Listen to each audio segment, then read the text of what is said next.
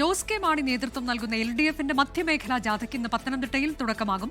വൈകിട്ട് 3 മണിക്ക് ആറന്മുള നിയോജക മണ്ഡലത്തിൽ പര്യടനം മുഖ്യമന്ത്രി ഉദ്ഘാടനം ചെയ്യും.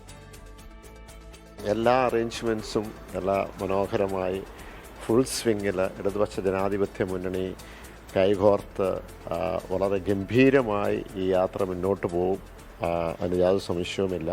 വളരെ പ്രധാനപ്പെട്ട ഒരു ജാഥയുടെ ക്യാപ്റ്റൻ എന്ന നിലയ്ക്ക് പൂർണ്ണമായും ഈ ജാഥയിൽ ഞാനുണ്ടാവും. CPIM സംസ്ഥാന സെക്രട്ടറി MV ഗോവിന്ദൻ നയിക്കുന്ന വടക്കൻ മേഖലാ ജാഥ ഇന്ന് വയനാട് ജില്ലയിലെ പര്യടനം പൂർത്തീകരിച്ച് കോഴിക്കോട് ബാലുശ്ശേരിയിൽ സമാപിക്കും.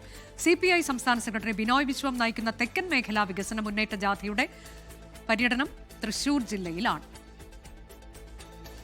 ലോകത്തെവിടെയായാലും ഏത് സമയത്തും 24 വാർത്തകളും ഓഗ്മെന്റഡ് റിയാലിറ്റി പാക്കേജുകളും എക്സ്പ്ലെയിനറുകളും വിശദമായി കാണാൻ ഞങ്ങളുടെ YouTube ചാനൽ നിങ്ങൾക്ക് സബ്സ്ക്രൈബ് ചെയ്യാം.